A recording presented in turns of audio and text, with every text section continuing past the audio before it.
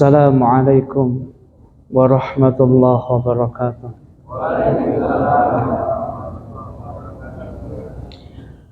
Alhamdulillah, alhamdulillahi dzil jalali wa syari'il harami wal halali, thumma salatullahi ma'salami ala nabiyil mustafa tihami Muhammadil hadi minad dalali wa afdalis sahbi wa khairi ali wa ba'du. Fa ila hadratin nabi sayyidina Muhammadin sallallahu alaihi wa alihi wa sahbihi wa sallam, khususan ila jami' masyayikhina wa asatidina wa ulama'ina al-mukhlisin al-amilin wa jami' sadatina al-alawin wa jami' sadatina sufiyah wa ulama'ina syafi'iyah wa jami'il muhaddithin wal mufassirin wa aslafina salihin, khususan ila al-imam Ahmad bin Husain al-Asbahani sahib matnil ghayah wa takrib, annallaha yataghashahum jami'an birrahmah wal maghfirah wa yu'idu alaina min barakatihim wa asrarihim ala hadhihi niyat wa likulli niyatin salihah. Al-Fatihah. A'udzu billahi minasyaitonir rajim. Bismillahirrahmanirrahim. Ar-Rahmanir-Rahim. Maliki yaumiddin. Astagfirullah. Ihdinas siratal mustaqim. Siratal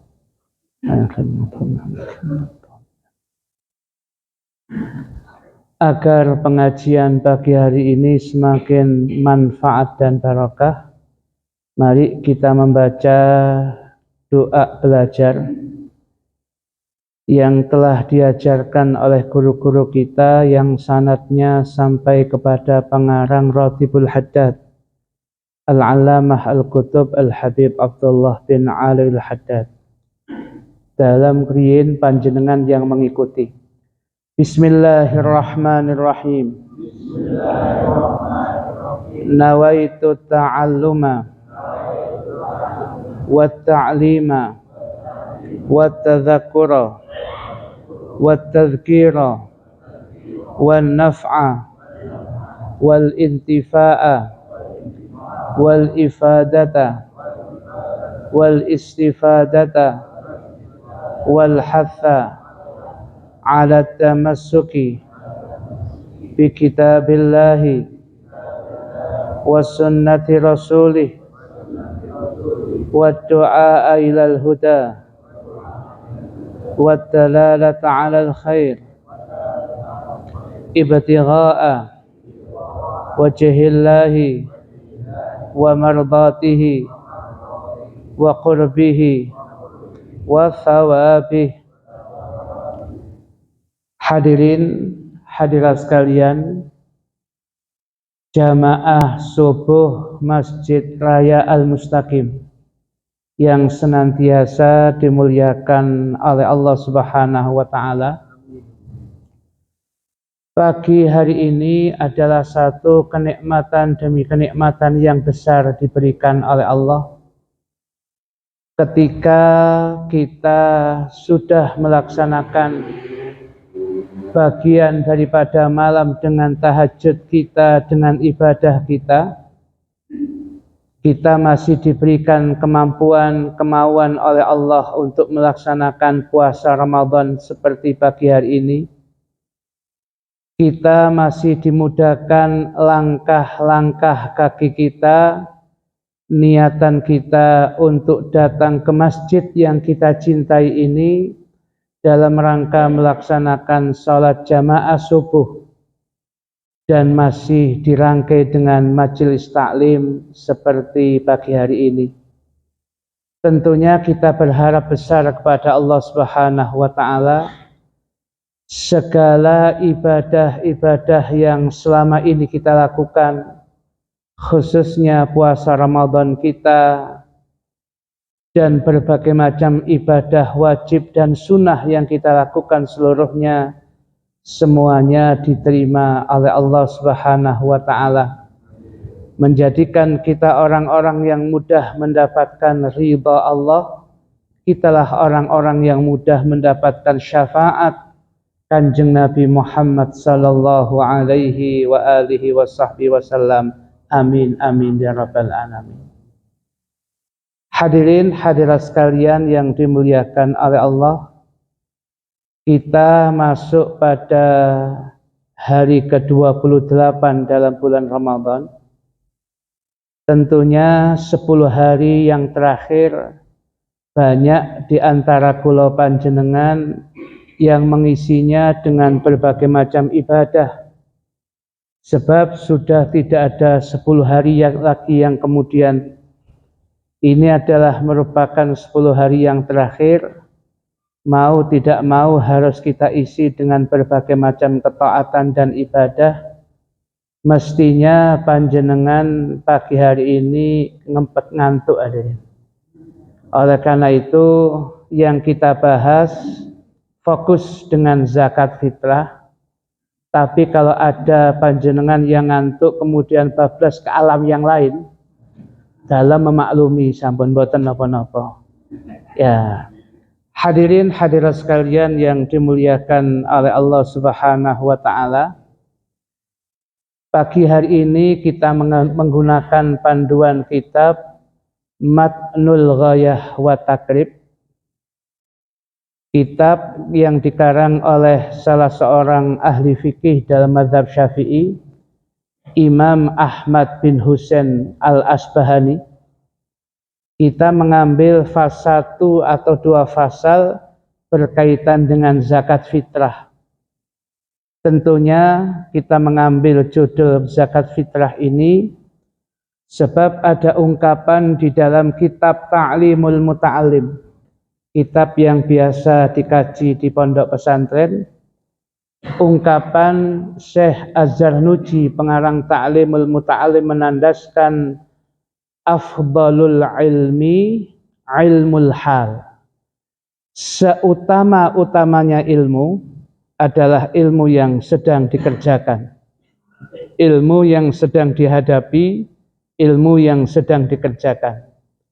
1-2 hari lagi dan hari-hari ini kita sudah banyak yang melaksanakan zakatul fitrah. Nah, tentunya zakat fitrah itu akan semakin bermakna, semakin bagus, tepat apabila ada ilmu yang kita dapatkan sehingga tepat sasaran dan tidak sampai salah. Kita juga sudah sering mendengar ungkapan yang dikatakan di dalam ungkapan Nadhaman Zubat di bagian mukaddimahnya. Al-Imam Ibnu Ruslan Asy-Syafi'i menandaskan wa kullu man bi ghairi ilmin ya'malu a'maluhu mardudatun la tuqbalu. Setiap ilmu yang kemudian dikerjakan oleh seseorang ini tanpa landasan ilmu, pokoknya mengerjakan tanpa landasan ilmu, maka dikhawatirkan amal-amalnya tidak sampai diterima oleh Allah. Pak, kok gak suara nih? Hadirin hadirat sekalian yang dimuliakan oleh Allah Subhanahu wa taala, dalam ungkapan kitab Matnul Ghayah wa Takrib, kata kiai-kiai kita, ulama kita, disebut kitab takrib, singkatan dari takrani urip. Kitab ini sudah sangat cukup untuk menjadi panduan kita. Dan menurut apa yang disimpan di museum di Magelang, Akmil, Akademi Militer di sana, tinggalan Pangeran Diponegoro itu ada 3. Peninggalan Pangeran Diponegoro 1825 sampai 1830. perjuangan, kita tidak mengatakan pemberontakan, perjuangan dalam mencapai kemerdekaan Pangeran Diponegoro ini ya hampir-hampir akan meruntuhkan keuangannya Nederland pada waktu itu. 5 tahun beliau berjuang itu, 3 hal yang beliau bawa di dalam perjuangannya untuk menggerakkan kemerdekaan ini. Yang pertama yang pasti dibawa Pangeran Diponegoro yang tersimpan di Magelang itu, satu adalah mushaf Al-Quran. Beliau kemana-mana tidak pernah lepas daripada mushaf Al-Quran. Yang kedua, yang beliau tidak pernah kemudian lepaskan itu, beliau kemana-mana mesti membawa tasbih. Tandanya memang beliau ahli thariqah.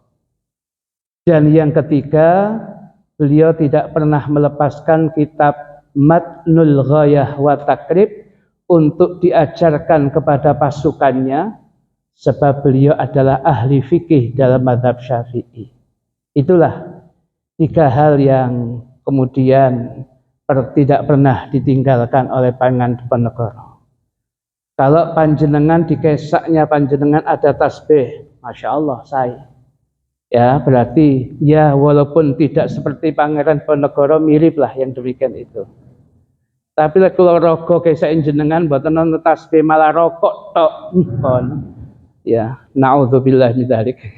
Nah, hadirin hadirat sekalian yang dimuliakan oleh Allah, kata ungkapan kitab Matnul Ghayah wa Takrib, langsung kita masuk pada bahasan zakat fitrah. Faslun, satu fasal. Wa tajibu zakatul fitri bi thalathati asya'ah. Wajib mengeluarkan zakat fitrah itu disebabkan karena 3 perkara. Jadi seseorang mengeluarkan zakat fitrah disebabkan karena 3 perkara. 3 perkara ini ada pada diri seseorang, seseorang wajib melaksanakan zakat fitrah. Yang pertama adalah al-islami, yang bersangkutan beragama Islam, seorang yang muslim.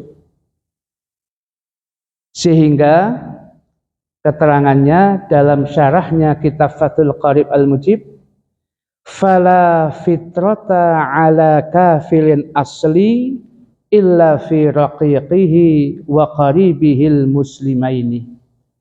Ada keterangan tambahan dalam syarahnya Fathul Qarib, maka tidak wajib zakat fitrah bagi siapapun yang statusnya kafir asli. Kafir asli itu mulai lahir, lingkungannya sudah non-muslim, kemudian besar-besar, memang sudah tidak ada Islam di situ, dia non-muslim, itu namanya kafir asli. Lawannya kafir asli ini adalah murtad. Murtad itu pernah Islam, ya, kemudian berubah menjadi non-muslim. Ya, dulu ketika dia pernah beragama Islam, tapi karena sesuatu hal dia keluar dari agama Islam, itu namanya murtad. Kita nggak membahas itu. Yang dimaksud kafir asli itu mulai memang dia kecil dibesarkan adalah memang kafir asli. Maka tidak ada kewajiban zakat fitrah baginya. Illa ada tul istithna, kecuali ada 2. Ya, dia yang namanya kafir asli itu tetap dia harus membayar atau kemudian melaksanakan zakat fitrah untuk pertama raqiqihi, yang pertama untuk budaknya. Kita bahasa fikih ya, sekalipun mungkin tidak ada budak tapi ilmu ya. Kalau dia pas punya budak yang muslim, yang taat melaksanakan ibadah, maka budak ini ketika datang waktunya zakat fitrah, yang bayar bukan dia. Oh, dia nggak punya apa-apa. Jangankan uang, dirinya saja milik sayyidnya, dia nggak punya apa-apa. Yang bayar siapa zakat fitrahnya? Sayyidnya, tuannya yang kafir asli tadi. Yang kedua adalah ada wa qaribihi, ya, karib kerabatnya yang dia tanggung nafkahnya, yang karib kerabatnya itu adalah muslim muslimah, ditanggung oleh kafir asli, ya. Nah ini kemudian orang yang kafir asli itu tetap mengeluarkan zakat fitrah, tapi untuk keluarganya yang muslim dengan catatan yang ditanggung nafkahnya. Satu. Yang kedua adalah wa bi ghurubi syamsi min akhir yaumin min syahri Ramadan. Kewajiban zakat fitrah poin yang kedua ini diwajibkan bagi orang yang mendapati tenggelamnya matahari di akhir hari dari bulan Ramadan. Kalau bahasa fikihnya, orang tersebut mengalami akhir Ramadan masih hidup, awal Syawal dia juga masih hidup. Saya ulangi lagi, akhir Ramadan dia hidup, awal Syawal dia juga masih hidup. Ini syarat kedua wajib zakat fitrah. Kalau hanya menemui satu waktu di antara dua waktu ini, tidaklah wajib bayar zakat fitrah. Contoh, ada seseorang yang kemudian, na'udzubillah min dzalik, ya Allah yashikum jami'an. Ada orang yang sakit, ini contoh mawon. Ada orang yang sakit di bulan Ramadan, dia sakit, akhir tanggal 29 Ramadan, beliaunya kepundut ila rafiqil a'la dumateng Gusti Allah, dia wafat. Maka berarti orang muslim ini hanya mendapati akhir Ramadan, tapi awal Syawalnya dia tidak mendapat, maka tidak diwajibkan zakat fitrah. Kalau oleh keluarga ahli warisnya tetap dibayar, Ustaz, nggih mboten napa-napa. Wong itu nanti statusnya sedekah kan boleh-boleh aja, kembali ke ahli warisnya. Atau kemudian dia hanya mendapati awal Syawal saja. Contohnya, ada seorang ibu yang akan melahirkan. Bayinya sudah 9 bulan lebih berapa hari. Ya, prediksi dokter 3-4 hari lagi setelah hari raya dia melahirkan putrinya, melahirkan bayinya ini. Tapi malam hari itu tahu-tahu dia melahirkan mendadak sebab kaget krungu mercon. Ya, ini contoh mawon. Ya. Akhirnya setelah beliaunya kaget begitu melahirkan, maka sang ayah kepala keluarga, pertanyaannya, apakah ayahnya ini wajib mengeluarkan zakat sang bayi yang malam itu dilahirkan? Ya. Bayinya laki-laki, untuk mengabadikan kalau dia pas malam raya namanya Muhammad Idul Fitri. Nah, kemudian ini apakah bayi ini wajib dizakati oleh orang tuanya? Jawabannya tidak harus, bahasanya tidak. Kalau mau dikeluarkan, mboten napa-napa bahasa sedekah. Karena apa? Bayi ini hanya hidup, mulai hidupnya itu ketika dia malam hari raya, berarti mendapati awal hari raya, tapi akhir Ramadan belum. Ya, contoh lagi yang mendapatkan satu. Ada seseorang laki-laki, supaya ada kenangan yang tidak bisa terlupakan, dia melakukan akad nikah pas malam riyaya. Jadi supaya ada kenangannya, akad nikahnya pas malam riyaya. Suguhane manten yo jajani riyaya niku pun sudah sekalian satu paket, gak tunggu-tunggu malih. Ya, itu jenenge medhit to Ustaz, ya gak apa-apa. Nah, kemudian pas malam riyaya itu dia melaksanakan akad nikah. Biasanya kalau akad nikah itu berangkatnya diiringi jamaah terbang, niki diiringi jamaah kemudian jamaah takbiran. Nah, ini ada.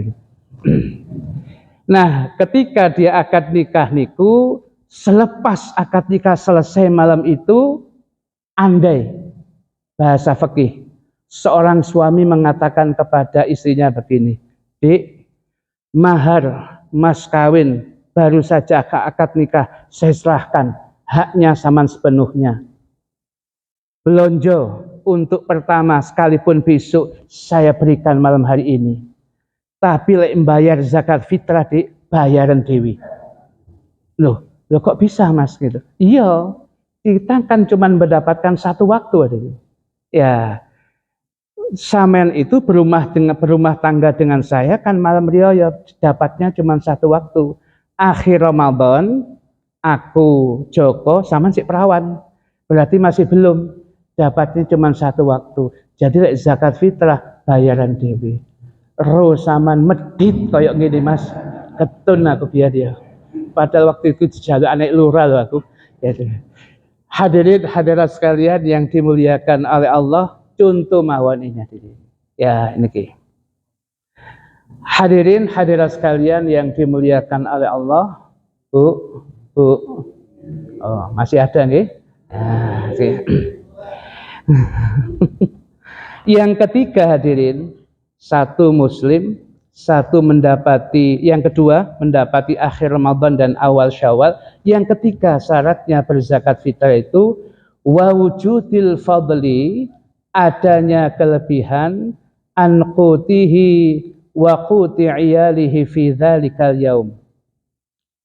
Adanya kelebihan, ya, adanya kelebihan yang dia makan dari makanan pokoknya dan makanan pokok yang diberikan kepada keluarganya yang semuanya ditanggung nafkah oleh dia fi dzalikal yaum, di hari itu. Ya, di hari itu. Jadi malam riyaya dan paginya, besoknya ada makanan yang berlebih, bahan makanan yang berlebih, maka di situ kemudian dia diwajibkan zakat fitrah. Nah, ketika sudah diwajibkan ini berarti dia wajib zakat fitrah. Dalam ungkapan matnul ghayah wa takrib selanjutnya, lantas siapa yang harus berzakat fitrah terlebih dahulu? Jawabannya wa yuzakki an nafsihi. Yang pertama kali dia mengeluarkan zakat fitrah untuk dirinya sendiri. Nomor satu, urut-urutannya berzakat fitrah itu, satu, diri sendiri, kepala keluarga. Nomor dua, wa amman talzamuhu nafaqatuhu minal muslimin. Dia mengeluarkan zakat fitrah untuk siapapun yang dia tanggung nafkahnya dari kalangan umat Islam. Maka nomor dua selanjutnya niki, yang pertama kepala keluarga sebagai penanggung jawab. Ya, yang pertama kali dikeluarkan adalah mengeluarkan kepala keluarga, yang kedua istrinya. Yang kedua adalah istrinya. Yang ketiga anaknya yang paling kecil. Diurut yang paling kecil agak besar, yang pokoknya yang masih belum balik, yang tidak bisa mencari nafkah sendiri, ini yang diutamakan setelah istrinya. Kemudian urutan keempat adalah ayah atau ibunya dari kepala keluarga yang kebetulan ditanggung nafkahnya. Kalau tidak Ustaz, kebetulan beliau hidup sendiri, dia mencukupi dirinya sendiri, berarti mboten, tidak masuk. Tetapi kalau ayah dan ibu orang tuanya dia tanggung nafkahnya, ya dia masuk yang nomor 4, yang harus ditanggung nafkahnya, yang harus dikeluarkan zakat fitrahnya. Kemudian yang kelima, anaknya yang sudah balik, mukallaf, yang besar, yang masih mulghah, ya masih belum bekerja, nganggur hadirin. Ya, yang masih belum bekerja, yang dia masih mungkin kuliah, mungkin dia masih berbagai macam kegiatan belum bekerja, semua ditanggung oleh orang tuanya, ini yang paling akhir dikeluarkan zakat fitrahnya. Nah, itu tertibnya. Setelah kita mengetahui tertib yang dikeluarkan, yang mengeluarkan zakat fitrah tertibnya, sekarang pertanyaan kemudian, berapa yang harus dikeluarkan zakat fitrah? Zakat fitrah yang dikeluarkan itu bentuknya adalah so'an. Dalam kitab Fathul Qorib ini mungkin ada gambarnya. Kitab Fathul Qorib Al-Mujib yang dikeluarkan Pondok Pesantren Sidogiri. Nah, ini mungkin ada gambarnya, mungkin buatan besar.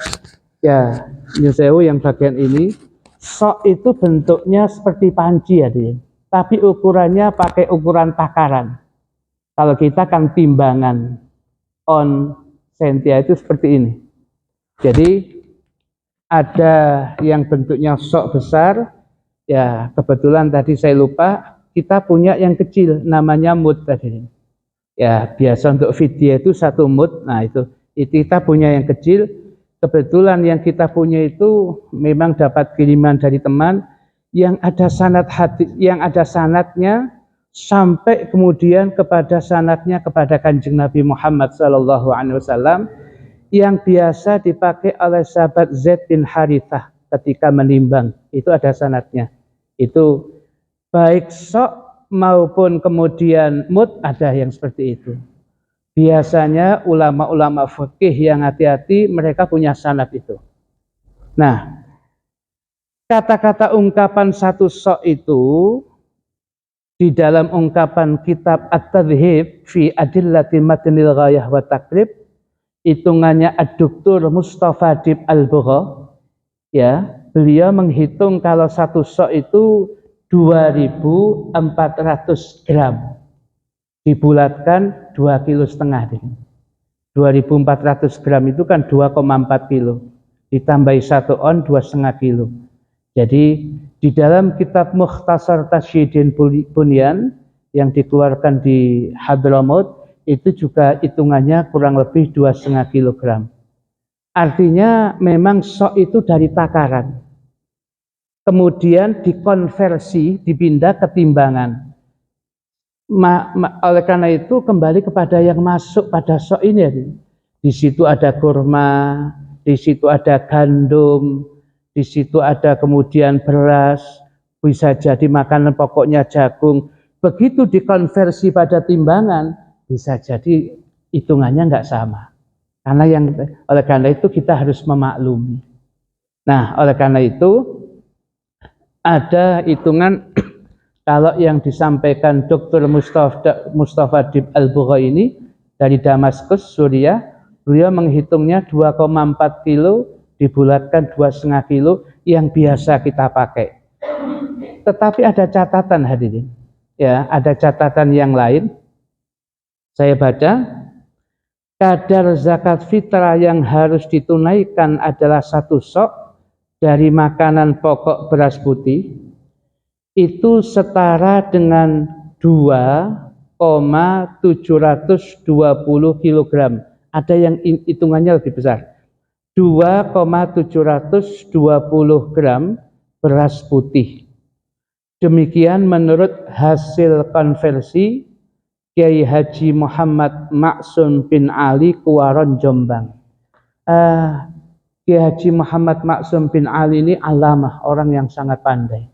Beliau menantu Hadratus Syekh Mbah Hasyim Asy'ari Tebuireng. Beliau mengajar aktif di pesantren Tebuireng dan punya pondok sendiri namanya Pondok Seblak Jombang. Nah, beliau punya beberapa kitab. Kitabnya itu banyak dipakai di pondok-pondok pesantren. Hampir se-Indonesia, mungkin di luar negeri, pakai kitabnya beliau. Yang terkenal tentang tasrif, sorof, Al-Amsilatu Tasrifiyah yang kuning itu karangannya Kiai Haji Muhammad Maksum bin Ali Kuwaran Jombang. Nah, memang orang alim alamah. Dia keponakannya Kiai ahli fikih yang sangat terkenal di Gresik, Wakil Rais Akbar Hadratus Syekh Mbah Hasyim Asy'ari, namanya Kiai Haji Muhammad Fakih Mas Kumambang, Gresik. Mas Kumambang itu desa. Ya, Kiai Haji Muhammad Fakih Mas Kumambang, Gresik. Itu orang yang sangat luar biasa. Nah, ini ponak-ponakannya itu. Dia punya 2 ponakan yang ikut Mbah Hasyim Asy'ari. Yang pertama Kiai Haji Muhammad Maksum bin Ali, dan yang kedua Al-Maghfurah Kiai Adlan Ali, Pondok Pesantren Cukir Jombang. Semuanya ya dari orang-orang besar. Kiai Muhammad Maksum bin Ali ini lama ngaji di Masjidil Haram. Setelah lama ngaji di sana, beliau pulang bawa sok hadirin. Yang dia yakini soknya sanadnya sampai kepada Nabi di Madinah. Dia datang, kalau yang lain kan yang diisi kurma, ditimbang berapa, yang isi kemudian gandum, karena memang beliau dari Jawa, ya ketika sampai ke Jombang yang dihitung bagi beliau beras, ya akhirnya sok itu kemudian dibawa, kemudian ditimbang, apa itu ditakar, dipindah, ternyata hitungannya beliau 2,720, hampir 3 kilo kurang seperempat. Ada yang melengkapinya 3 kilo sekalian. Jadi kalau ada hitungan 2,5 kilo, ya benar, ada kitabnya kok. Ada yang 3 kilo kurang seperempat, kitabnya namanya Fathul Qadir fi Ajaibil Maqadir. Kitab Fathul Qadir itu kecil hadirin, tapi terpakai di mana-mana. Kata Al-Maghfurlah Kiai Haji Masduki Mahfud Mergosono, kitab Fathul Qadir itu sampai dibaca, dikaji di daerah Patani. Patani itu Thailand Selatan hari. Di bahasa Arab kan orang yang dari Patani itu Al-Fattani. Itu dari Thailand Selatan. Itu kitab ini dipakai di sana. Ya, itu. Nah, hitungannya beliau itu 3 kilo kurang seperempat. Ada yang sekalian dimantepkan, mumpung akhir Ramadan, sekalian sedekah pisan, mungkin ada yang jatuh-jatuh dimaklumi, maka dipaskan 3 kilo. Jadi kalau ada yang bertanya, yang benar yang mana Ustaz? 2 KB benar ada, semua ada kitabnya. Pakai yang 2,5 kilo ya benar, pakai 3 kilo kurang seperempat yang benar, dimantepkan 3 kilo mantep yang benar. Yang nggak benar takon tok gak zakat. Nah itu. Ya ini. Hadirin hadirat sekalian yang dimuliakan oleh Allah, ini kemudian setelah kemudian kita taruh, jadi kalau panitia sudah tahu ada orang bawa zakat 2,5 kilo, terima saja. Mungkin kemampuannya dia gitu. Dia bawa 3 kilo kurang seperempat, terima. Hanya saja kalau kita memberikan himbauan ihtiyat, kalau bisa bagi yang sudah mendengar ini 3 kilo itu lebih aman.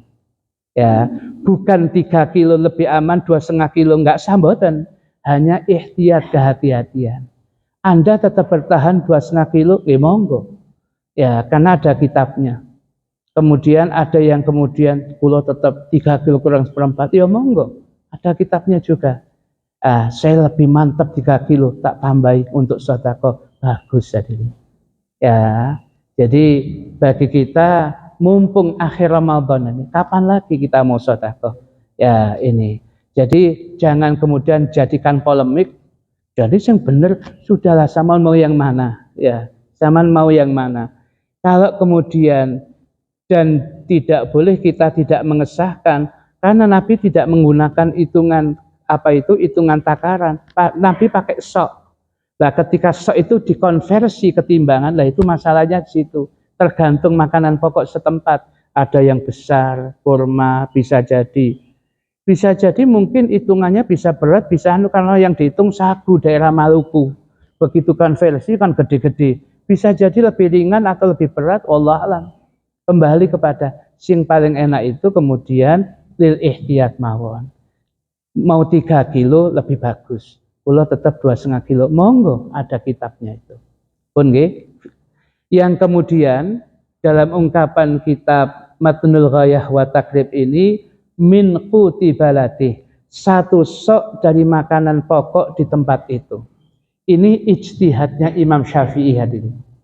Min quti baladih ini dari makanan pokok tempat itu, ini ijtihadnya Imam Syafi'i. Sebab kalau versinya Imam Abu Hanifah menggunakan hadisnya Abdullah bin Umar, anna Rasulullah sallallahu alaihi wa alihi wa sahbihi wasallam farada zakatal fitri min Ramadan ala nasi sa'an min tamrin aw sa'an min syair ala kulli hurrin aw abdin zakarin wa untha minal muslimin. Bahwasanya Rasulullah sallallahu alaihi wa alihi wasallam mewajibkan mengeluarkan zakat fitrah dari bulan Ramadan, dibebankan kepada manusia ini 1 sok berupa kurma, atau 1 sok berupa syair gandum bagi yang merdeka atau budak yang ditanggung nafkahnya oleh sayyidnya, baik laki perempuan minal muslimin dari kalangan umat Islam.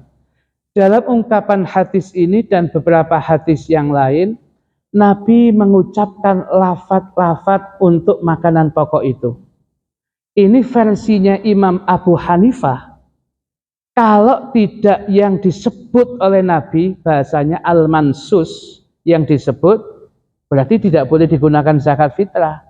Harus yang disebut dalam ungkapan hadis Nabi, supaya ittiba'u sunnah, mengikuti Nabi. Cuman yang disebut Nabi itu cuman 5. Ya, kurma, gandum, kemudian ada semacam kacang-kacangan, kemudian lagi al-aqid itu seperti, ya ada beberapa sampai 5 aja, ya sampai 5. Sedangkan makanan pokok orang itu macam-macam ada. Ya, oleh karena itu solusinya menurut Imam Abu Hanifah, kalau mau Anda kemudian memberikan zakat, ya yang mansus yang 5 ini. Kalau tidak yang 5 ini, nggak sah. Supaya kemudian tetap sah, pakai uang. Mazhab Abu Hanifah. Pakai uang atau senilai yang salah satu dari Anda yang ingin Anda pilih. Salah satunya. Pakai uang. Karena di tempat Anda tidak pakai ini.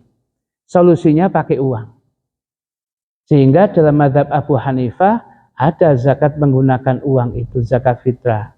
Tapi kalau mazhab Syafi'i, nggak perlu itu. Nggak perlu uang adanya. Dan memang tidak sah. Sebab bahasa Imam Syafi'i yang disebut Nabi itu, kalau yang Imam Abu Hanifah, yang diambil tersuratnya, dohirnya, makanan pokok yang disebut. Sedangkan yang diambil Imam Syafi'i ijtihadnya yang tersirat. Ada yang tersurat, tersirat, terseret, tersorot. Nah ini, yang diambil Imam Syafi'i itu yang tersirat tadi. Semua 5 ini yang disebut, itu semua namanya qutul balad, makanan pokok. Jadi tidak diambil yang 5 ini asal makanan pokok Anda. Dan kemudian Imam Syafi'i mengatakan, nanti Islam ini akan tersebar di berbagai macam tempat. Bukan saja di tanah Arab yang makanannya cuma 5. Dia akan datang kemana-mana, Islam dibawa oleh pendakwah-pendakwah yang luar biasa. Bisa jadi makanan pokok di daerah itu bukan yang 5. Maka bahasa Imam Syafi'i pakai qutul balad, makanan pokok. Kalau sudah pakai makanan pokok, nggak perlu pakai uang hadirin. Sebab sudah pakai uang itu ketika 5 ini nggak didapatkan, sudah pakai uang dengan salah satu yang 5 ini. Tapi kalau makanan pokok, ya Anda makanan pokok Anda apa ya di daerah itu? Tinggal lihat saja. Makanan pokok saya beras, ya sudah. Kewajiban Anda zakat fitrahnya pakai beras. Dengan hitungan 1 sok yang kita sebut tadi. Sehingga kalau kemudian zakatnya pakai uang, gimana Ustaz? Kalau dalam mazhab Syafi'i pakai uang tidak sah. Harus diberaskan dulu, dijadikan makanan pokok, baru kemudian diniati untuk zakat fitrah. Atau karena orangnya memang tidak sempat, dia titip uang kepada panitia, mohon diberikan beras sesuai yang biasa saya makan, untuk saya, istri saya, 2 anak saya, harganya kurang lebih sekian, ini Pak, saya titip berikan dan diniati untuk saya sekalian. Lah kalau begitu sah hadirin. Panitia mendapat, ya akhirnya segera diberikan dan diniati dan kemudian ditaruh untuk kemudian diserahkan kepada mustahik. Tetapi ada praktek panitia yang salah, yang kurang tepat. Berasnya sudah disiapkan, mejone wonten, kemudian berasnya ada, datang orang, saya nggak bawa beras Pak, mau beli aja di panitia. Harusnya panitia menyediakan beras. Kalau ini masjid, ya jualannya di luar, tidak di dalam masjid. Ya, kemudian, saman beli di sana dulu, yang mana saman beli biasanya dimakan, nanti bawa sini. Saya tuntun niatnya sekaligus kita doakan. Nah itu. Kalau kemudian yang praktek yang salah itu, ya berasnya cuma 1 di mejanya panitia, sing digawe akad jual beli beras itu, tok bolak-balik beras itu niki hadirin. Itu namanya penipuan itu. Ya nggak benar. Loh, nggak benernya di mana? Untuk katakanlah itu berasnya panitia. Ya, berasnya panitia. Ya. Untuk pembeli pertama sah. Berarti ini kan milik pembeli pertama. Ya. Kemudian dijual lagi kepada pembeli kedua. Oh, ini akadnya milik pertama kok, untuk zakat kok dijual. Berarti kan menjual barang zakat milik yang pertama. Maksudnya Ustaz, kita kalau munosik kita tukokno tetap salah. Karena Anda menjual belikan beras yang milik orang lain. Bukan milik Anda kok dijual. Sepeda motor diparkir kok didol sampai tukang parkir. Ya kan nggak mau tenang soalnya. Kan ya harus kemudian ya harus beras yang lain. Sampai 100 pembeli niki barasi puancet, dua isi ditumpuk. Ya, mboten saat itu nggak benar. Ya, kalau ada yang begitu harus dirubah. Mindsetnya itu harus dirubah. Harus disiapkan ya orang yang jualan beras, dan beras yang digunakan itu idealnya beras yang biasa panjenengan makan. Itu syaratnya berasnya yang biasa panjenengan dahar, atau yang lebih mahal. Atau yang lebih mahal itu lebih bagus. Kemudian berasnya tidak boleh ada cacatnya, tidak boleh ada dalam kondisi basah. Sebab kalau kondisi basah, kalau ditimbang semakin berat karena ada airnya. Ya kalau kering nanti berkurang nanti. Kemudian lagi tidak boleh ada ulatnya, tidak boleh kemudian ada kerikilnya. Telung kilo ini nggak jelek, tapi kerikilnya 1,5 kilo. Ya, 1,5 kilo tetap ada. Ya itu. Dan kemudian tidak boleh ada kotorannya. Walhasil kenapa? Kita mau menyenangkan fakir miskin hadirin. Cuman setahun sekali. Ya, beli yang terbaik hadirin. Begitu diterima oleh fakir miskin, alhamdulillah mereka senang. Betapa besar pahala kita hadirin. Di samping zakat fitrah tertunaikan dengan benar, kita kemudian mendapatkan doanya orang-orang fuqara wal masakin. Kenapa? Puas mereka hadirin. Kenapa kita tidak begitu? Sudah biasa yang dimakan itu berasnya cap bintang biru. Kalau zakat kok kemudian ya berasnya berasak kenei, beras jatah lagi. Ya ini. Oleh karena itu ini yang menjadi catatan kita. Nah hadirin, ketika seseorang sudah tahu, maka itulah yang kemudian dilaksanakan zakatnya. Kemudian zakat itu kepada siapa harus disampaikan? Masih satu pasal lagi di dalam kitab apa itu Matnul Ghayah wa Taqrib. Saya singkat waktunya, nanti lebih banyak pertanyaan. Yang namanya mustahik itu kalau di dalam ungkapan mazhab Syafi'i, baik zakat mal maupun zakat fitrah itu sama hadirin. Menggunakan Al-Quran surat At-Taubah ayat yang ke-60 yang disebut dengan ungkapan Al-Asnafu Thamaniyah, 8 golongan. Al-Qur'annya mengatakan innamas sadaqatu lil fuqara'i wal masakini wal 'amilina 'alaiha wal mu'allafati qulubuhum wa fir riqabi wal gharimina wa fi sabilillahi wa ibnis sabil al-ayah. Kata-kata innama itu tinjauan nahwunya adalah adatu hasrin, untuk kemudian apa itu membatasi yang tidak masuk 8 golongan jangan mengaku mendapatkan mustahik, mendapatkan zakat, karena diawali dari lafaz innama, itu pembatasan. Yang tidak masuk yang disebut dia nggak boleh menerima zakat.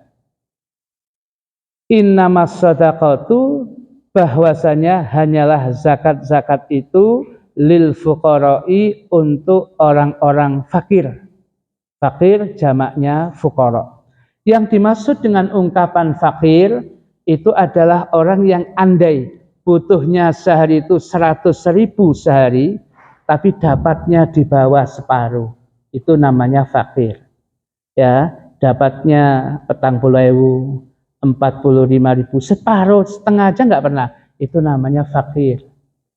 Wal masakini, dan orang-orang miskin. Orang miskin itu butuhnya 100.000 sehari, contohnya dapatnya di atas separuh tapi nggak pernah penuh. Mungkin dia ngapunten, dia tukang beca, dapatnya cuman 60.000, 50.000, 55.000. Hampir sajane sing numpak becak niku kemarin kathah. Ya, seandainya 100.000 dapat. Tapi yang 2 orang konco jamaah tahlil, jadi ada njaluk sungkan. Ya, akhirnya gratis kabeh hadirin. Ya, itu akhirnya gak 100 juga akhirnya itu. Itu. Nah, itu namanya miskin. Wal amilina 'alaiha. Yang dimaksud dengan amil itu kalau dalam ungkapan kitab Fathul Qorib, manista'malahul imam, orang yang dikaryakan, orang yang dipekerjakan oleh pemerintah dengan SK yang sah, kados Basnas, mungkin yang lain. Itu kalau memang kemudian resmi diangkat oleh pemerintah, yaitu amil. Tetapi kalau kemudian dia tidak diangkat oleh pemerintah, kelompok cul-culan ngader dewi, itu namanya panitia zakat hadirin. Dan panitia zakat bukan amil karena tidak diangkat oleh pemerintah. Kecuali nanti kemudian dia diangkat oleh pemerintah lewat yang namanya NU atau Muhammadiyah, dia punya kemudian kepanjangan, mungkin hadirin. Tetapi kalau kemudian di masjid kita ngadakan panitia zakat, ya panitia zakat berarti fungsinya kalau dalam fikih adalah wakil untuk menjadi perantara antara muzaki dengan mustahik. Mungkin muzaki tidak tahu harus kemana dia memberikan kepada mustahik, lah wakil ini yang kemudian menerima, menyalurkan kepada mustahik yang mengetahui itu. Karena bahasa wakil, ya idealnya memang dia bukan bagian yang masuk 8 itu, dia tidak menerima zakat. Nah terus bagaimana kemudian? Ya dicari cara yang lain hadirin. Jadi kalau sudah tahu bahwasanya katakanlah di masjid kita diadakan kegiatan begini, jauh-jauh hari mencari proposal dana, mencari pendanaan yang tidak mungkin yang tidak diambil dari uang masjid dulu, tidak diambil dari barang zakat, tapi dari donatur. Mungkin jauh-jauh hari sudah diberitahu, monggo yang mau bantu untuk kelancaran kegiatan panitia zakat, monggo ada yang bantu sekian, bantulah. Uang itu dikumpulkan untuk membiayai panitia zakat. Mungkin butuh becak ini, butuh kemudian kendaraan ini. Nanti mereka dibayar begini dan sebagainya. Itu lebih aman yang demikian. Kalau kemudian ada dia bukan panitia, hanya sekedar ikut saja, kemudian dia kondisinya memang fakir Ustaz, miskin Ustaz, dia bukan panitia tapi membantu biasa saja. Kita beri, kalau diberi atas nama miskin, atas nama fakir, ya boleh. Boleh yang demikian. Asal dia bukan panitia, sekedar membantu saja. Nah, niku. Kemudian lagi wal mu'allafati qulubuhum, orang yang dilunakkan hatinya, mu'allaf hadirin. Tapi mu'allaf itu ya setahun 2 tahun, 20 tahun cek ngaku mu'allaf. Lah kapan belajarnya sampean? Mu'allaf itu setahun 2 tahun kemudian belajar untuk bisa. Tiap tahun ngaku mu'allaf mawon. Ya itu. Mereka ngaku mu'alaf nggak kata, umur 50 sih ngaku yatim, ya repot ini. Anjay bapak ibu isgano, ya itu. Kemudian lagi wafir riqabi, budak mukatab yang ingin memerdekakan diri dibantu supaya segera merdeka. Tapi sudah nggak ada ini. Wal gharimina, orang yang terlilit hutang, dibantu supaya dia lepas dari hutangnya, gharib, boleh yang demikian ini. Wa fi sabilillah, ini yang sering dijadikan khilaf di antara ulama. Kalau di dalam kitab-kitab fikih mazhab Syafi'i, sabilillah itu adalah al-ghuzzat, orang yang memanggul senjata berperang dengan kafir harbi. Itu namanya sabilillah. Mboten Ustaz, maksudnya dia muadzin atau imam, guru ngaji, ya. Loh, kalau muadzin, imam, guru ngajinya cukup, berlebih, ya nggak usah diri. Loh mboten, ini mboten nggak ada. Kalau mboten nggak ada, masukkan saja fuqara wal masakin. Sebab Anda lihat kata-katanya, innamas shadaqatu li, pakai hurufnya lam. Lam itu maksudnya huruf jar ini lil milki, kepemilikan. Sedangkan wa fi sabilillah pakai fi dzarfiyah. Kalau sudah lebih balik nang panitia zakat. Sedangkan kalau lil fuqara itu lil milki, berapapun dia dapat, jadi milik pribadi kok, sudah nggak apa-apa miliknya fuqara wal masakin. Sakjane nak dimasukkan begitu adik. Jadi kalau ada pendapat sabilillah itu sabilil khair, pokoknya kebaikan-kebaikan, itu pendapat kedua nih, pendapatnya Imam Qofal. Yang pertama yang muktamad adalah al-ghuzat, orang yang berperang di jalan Allah, berperang dengan kafir harbi. Yang terakhir wabani sabil, ya maksudnya musafir. Ibni sabil itu ibni jalan, sabil itu ibni itu anak, sabil itu jalan, maksudnya musafir yang di tengah perjalanan kehabisan bekal. Jangan ibni sabil, ibni jalan, sabil itu berarti anjal lagi, anak jalanan lagi. Wah, iku arek pang hadirin, boten iku hadirin. Musafir di tengah perjalanan kehabisan bekal, kita bantu sampai kembali ke tempatnya atau ke tempat tujuan. Itu hadirin hadirat sekalian, sebenarnya masih banyak yang kita bahas, tapi ini dulu hadirin, kita hentikan dulu. Bisa jadi panjenengan banyak ingin ditanyakan, monggo. Terima kasih Ustaz. Untuk menunaikan kewajiban zakat, teman saya itu sangat sibuk karena kerjanya di tambang batu bara bagian lapangan ya. Jadi kalau pas kerja itu ada di tengah-tengah hutan. Karena waktunya mepet, dia menunaikan kewajibannya dengan jalan bayar zakat online. Apakah ini juga bisa disahkan? Yang kedua, seorang mu'alaf yang baru saja, ini tidak sampai lama, dia baru saja mu'alaf, tapi dia mampu, apakah juga berhak menerima zakat?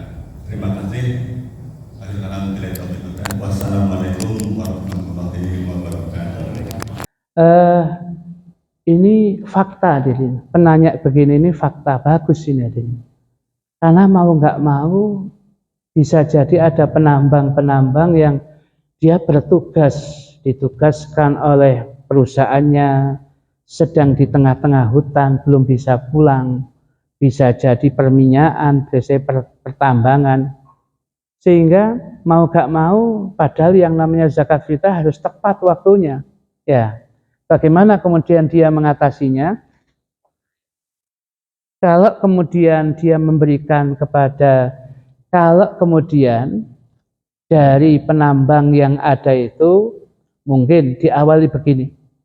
Dia kemudian karena dia nggak bisa memprediksi, dia nggak akan keluar dari penambangan ini, ya. Tapi dia ibadahnya bisa, situ ada tempat sholatnya, kemudian di situ juga ada tempat beli kebutuhannya, termasuk berasnya juga ada. Dari kemudian dia lihat anak buah yang ada atau temannya, fulan ini nggak punya, ya fulan ini nggak punya. Nah, akhirnya dia sudah ancang-ancang ketika sudah dia nggak bisa pulang, beras itu dikekno fulan yang sama-sama penambang. Ya, berarti kan diberikan di tempat itu, dia tahu karena tiap hari dengan dia. Memang kurang ini dia. Ya, itu. Dia bukan penambang seperti dia, tetapi mungkin kelas bawahnya. Ya, dia berikan kepada orang tersebut, ya sudah sah. Tetapi waktu kadang-kadang dia kebetulan yang ada itu penambang bayarnya besar-besar semua ini. Ya, dia nggak bisa. Maka mau gak mau ada pendapat kedua, naklu zakat. Zakatnya dipindah.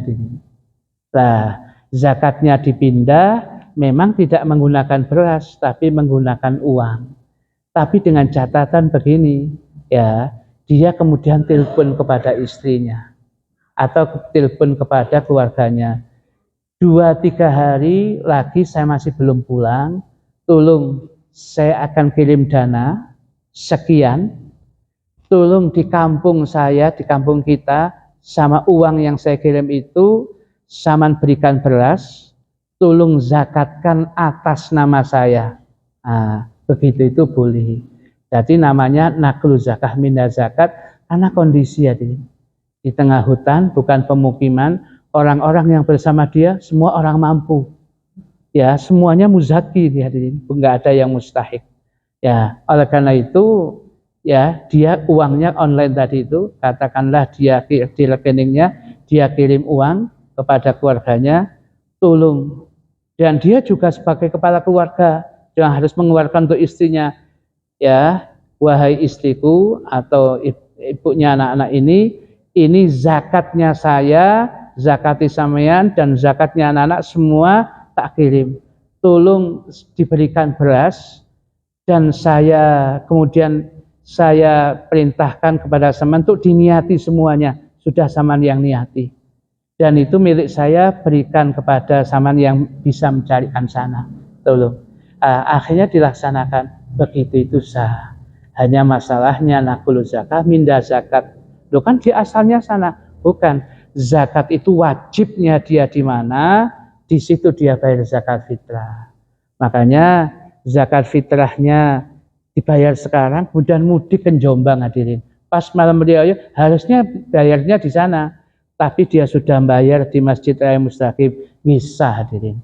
Dia namanya naklu zakah, pendapat yang kedua, untuk memudahkan orang awam hadirin. Begini ini sah.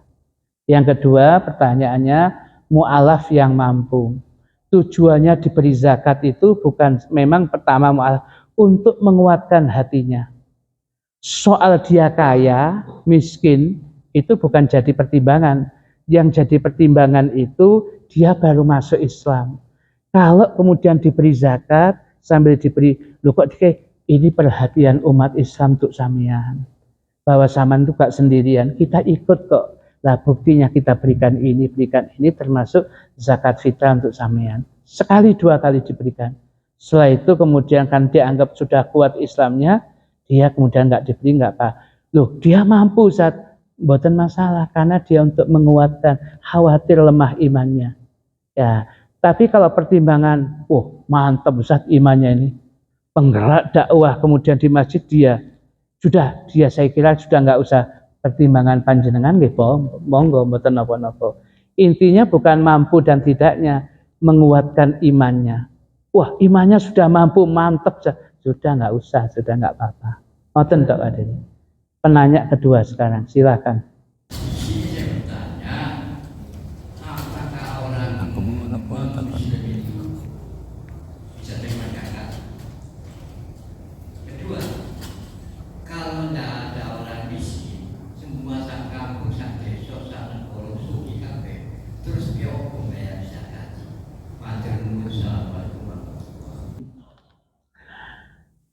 Pertama yang ditanyakan beliau, bolehkah zakat itu diberikan kepada non-muslim?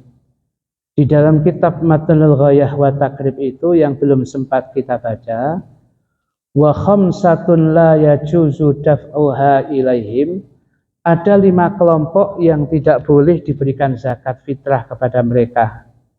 Satu dari 5 kelompok itu wal kafiru, orang kafir, non-muslim.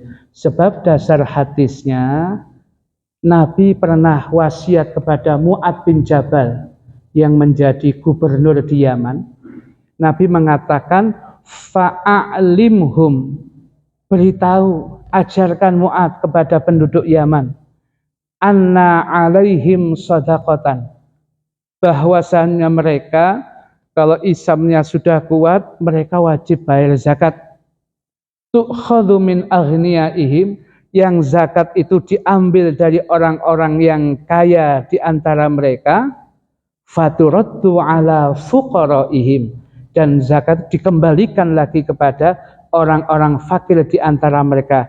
Kata-kata him itu kembalinya kepada umat Islam. Jadi kalau kemudian tidak kemudian diberikan kepada orang kafir, berarti tidak sesuai dengan hadis ini, zakat kemudian tidak sah, harus diulang lagi. Harus zakat itu karena ini ritual ibadah yang harus kita hati-hati, maka kepada mustahik siapa? Mustahiknya juga harus muslim. Ya, harus diberikan kepada itu. Kalau ada tetangga saya kemudian dia tidak Islam, atau taji, ya, kemudian dia bolehkah? Loh ya nggak boleh kalau dia non muslim. Kalau pengen memberikan sedekah biasa, boten nopo-nopo, haknya tetangga, kemudian dia mendapatkan sedekah Anda, karena ini ritual ibadah yang khusus, maka tidak boleh diberikan sembarangan, harus kepada fuqara wal masakin yang muslim. Satu. Yang kedua, penanya beliau, sak desa, ya, satu kampung itu sugih kabeh. Kan wonten hadirin, kan pernah ya, karena kemudian oleh susuan tanah kabeh, oleh kemudian dana kabeh, sak desa itu kutuku montor kabeh. Kamu wonten teng Gresik niku. Ya, sak desa niku sugih kabeh.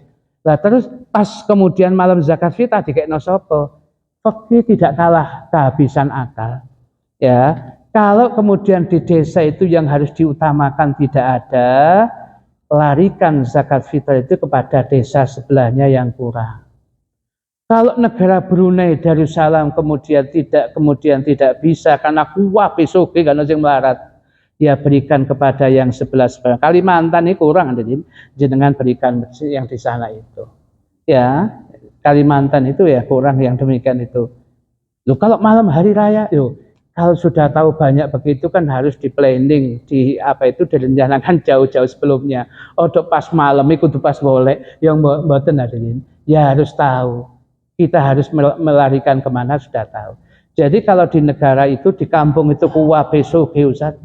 Ya, kabeh tas oleh susuan tanah, MM-an kabeh, dan yang kemudian berikan kepada kampung sebelahnya. Ternyata kampung sebelah sana belas karena MM-an belas. Ya, berikan zakat itu kepada mereka. Ya, jadi berikan yang lain di kampung yang lain. Ngoten, Pak. Ada lagi penanya ketiga? Apa?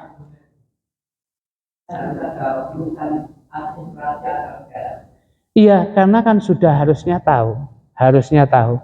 Dia kan sudah tahu bahwasanya di situ semua agniya semua. Harusnya kemudian sebulan 2 bulan sebelumnya kan sudah di planning gitu. Harusnya dia tahu. Ya, untuk keabsahan itu dia harus tahu, karena untuk keabsahan itu tentunya harus di planning. Ini mesti uang ini nggak bisa, katakanlah zakat fitrah nggak bisa. Harusnya kemudian diberikan kepada kampung yang lain atau negeri yang lain. Mungkin di Kalimantan yang kurang. Ya kalau sudah begitu jauh-jauh hari sudah disiapkan. Ya ini bisa kok Pak begitu itu. Kembali kepada orangnya saja. Penanya ketiga. Iya, monggo langsung mawon. Assalamualaikum warahmatullahi wabarakatuh. Maaf ini bersifat kasus. Dalam satu rumah itu ada satu mustahil yang memang berhak. Tapi pada saat kita mau memberikan dia sudah keburu mudik.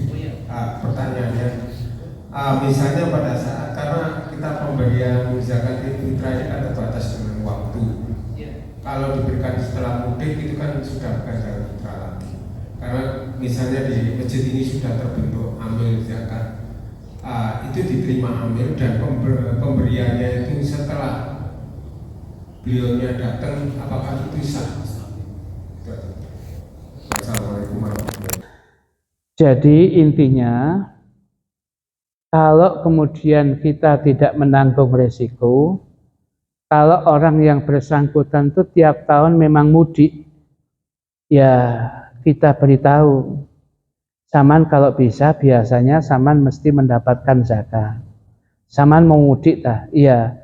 Kalau kemudian kasusnya kemudian zakatnya itu adalah zakat pribadi-pribadi, berikan saja jauh sebelum dia mudik, supaya kemudian digunakan mudiknya dia terserah.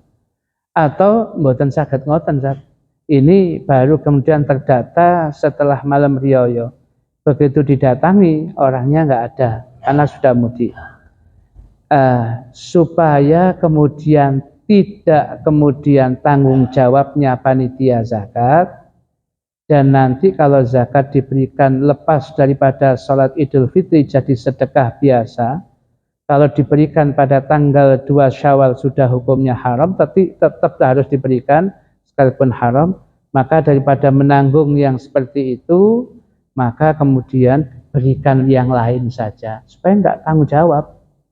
Ya, kalau kemudian nanti kalau di Jombang kita jangan suudon, di Jombang jangan-jangan dia dapat banyak.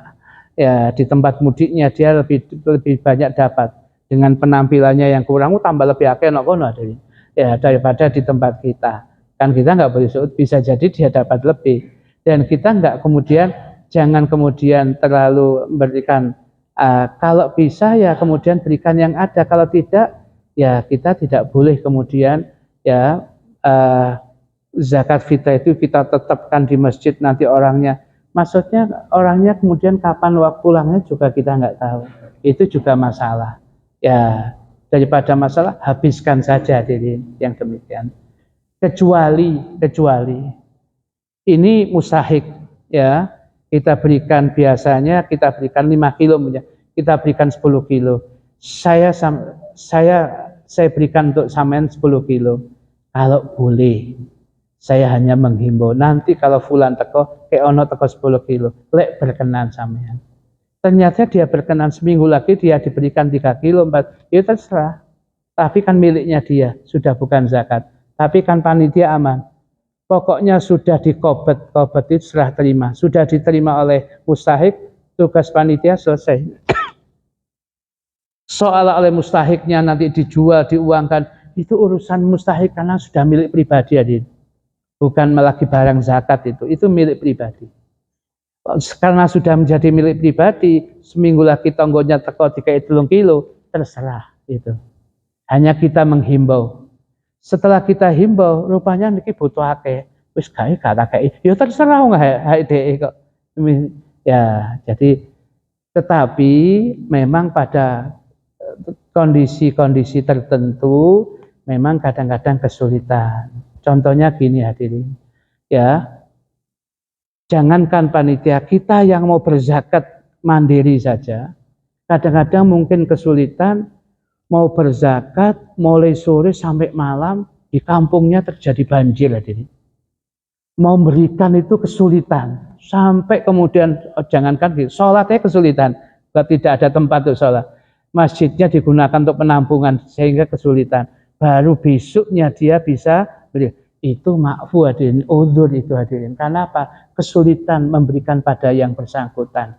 Baru bisanya hari itu kan nggak ada cara lain hadirin. Ya, itu karena kondisi alam. Ya, itu. Jadi kalau tidak begitu, niki wau yang saya sampaikan niki wau itu kondisi khusus. Kalau panitia kalau bisa dihabiskan hadirin, dihabiskan di kampungnya itu. Kalau sudah semua dapat, ya keluar kampung yang membutuhkan itu. Jadi yang nggak ada, kalau nggak ada tadi ya bisa dikondisikan seperti yang saya katakan tadi. Kalau tidak, jangan punya risiko, Den. Mboten pun taruh masjid ae padha lali nih, Den. Panitia yo lali, kemudian sing jauh gak sempat beritahu. Sampai no masjid saulan, sopo sing nanggung zakat uang? Sahaken orang yang sudah muzaki berzakat, ya panitia yang nyanggung hari itu. Nah, ngoten ya. Masih ada yang pertanyaan ya? Langsung mawon agak keras. Pada malam Syawal, 1 Syawal, dia menerima zakat melebihi apa yang bisa dia makan untuk beli sehari. Apakah yang bersangkutan juga wajib untuk berzakat? Jadi malam itu ada satu orang guru ngaji. Ini contoh mawon nanti. Contoh bukan Ustadz Zainun mamanya niki. Ya, contoh mawon niki. Karena orang cinta kepada beliau, seneng orang kepada beliau. Sak kampung niku zakat kepada Ustadz Zainun kabeh. Sehingga oleh sak ton mungkin dia. Ya. Pertanyaannya apakah dia wajib mengeluarkan zakat? Jawabannya tidak. Loh, sak ton loh, loh, tapi kan kemudian yang punya kan malam riyo tok. Akhir Ramadan kan ganok niku. Ya, berarti dia kan hanya mendapatkan satu waktu. Ya, jadi untuk beliau ya tidak harus zakat. Tapi kalau mau zakat ya boleh itu. Tetapi kemudian apakah wajib zakat? Lah, kalau memang nggak ada, akhir Ramadan kan belum ada. Dan dia kan harus mendapatkan 2 waktu, akhir Ramadan dan awal Syawal. Akhir Ramadan nggak ada, tapi awal Syawal ada. Tapi karena kemantapan beliau, bukan ini, saya sudah siap zakat sendiri. Terserah, bagus beliau, terserah. Ya, jadi kalau malam itu dia dapat lebih daripada apakah nggak ada keharusan, sebab punyanya lebih itu malam riyo. Akhir dari apa kemudian akhir Ramadan itu dia belum mendapatkan. Ngoten nggih, Pak? Monggo panjenengan yang tanya. Jadi urutan zakat itu kan kepala keluarga, istri dan anak yang terakhir ya. Seumpama kepala keluarga nggak dulu terus istri dulu, apa bisa urut gitu misalnya? Iya. Kenapa nggak dulu Pak? Jangan-jangan takut istri. Oh,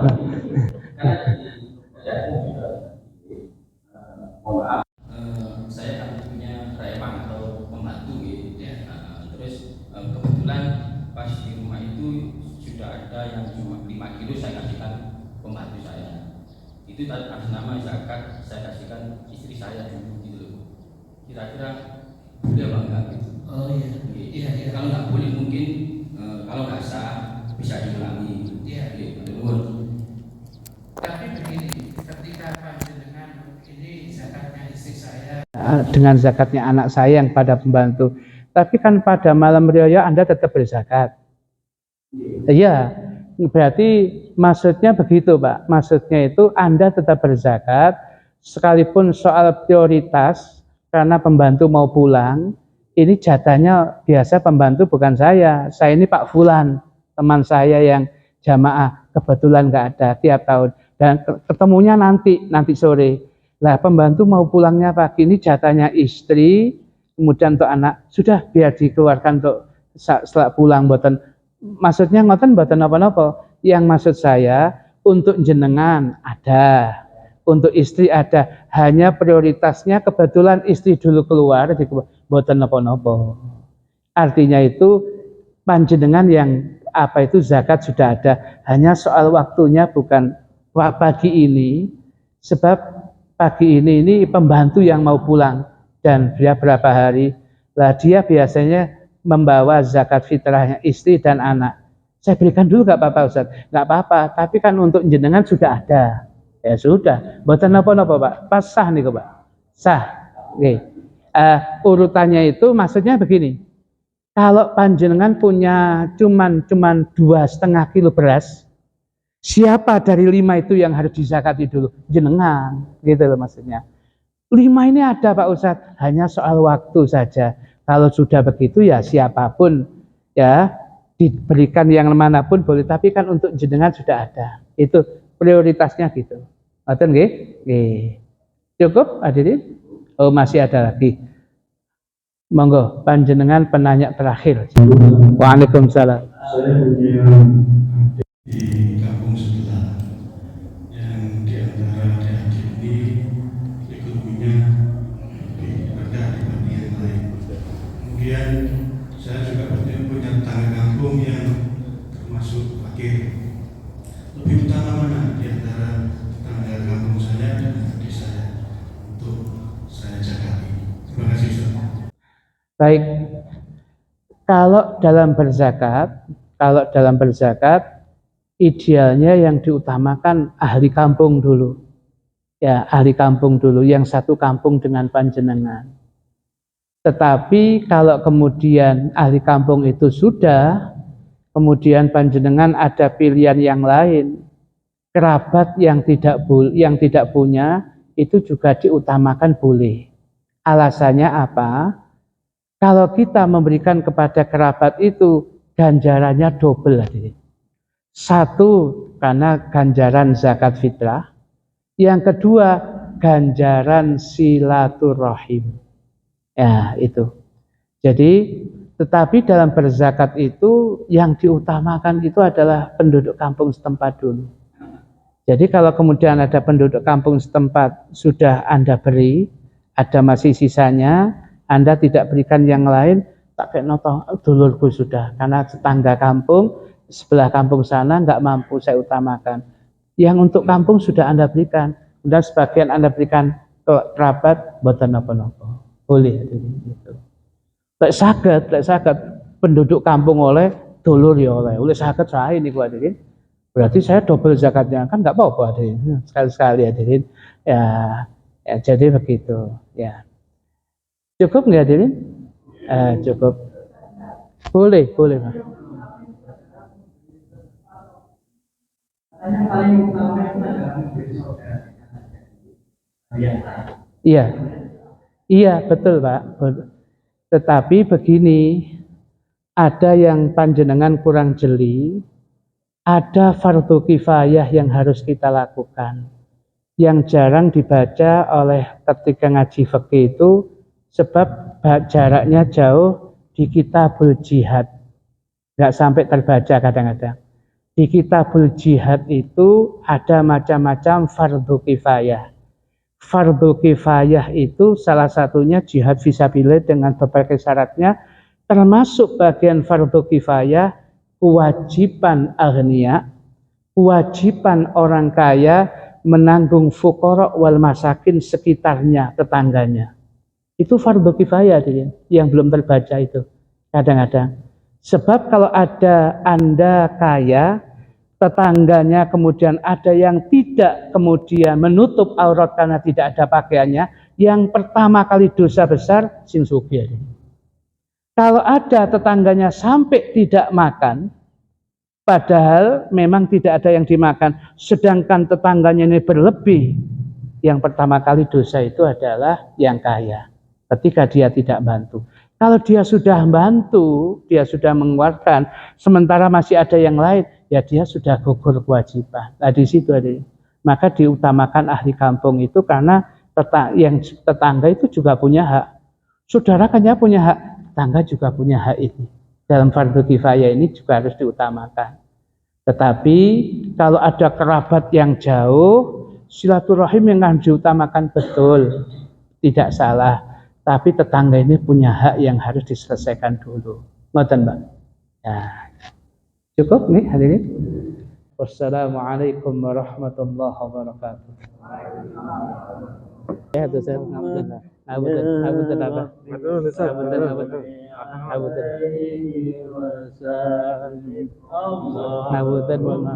Alhamdulillah sehat apa? Alhamdulillah.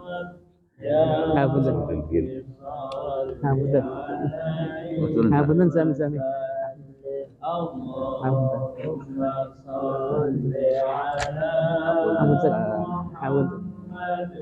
Sehat apa? Sehat apa? Alhamdulillah. Sehat apa? Alhamdulillah apa? Apa?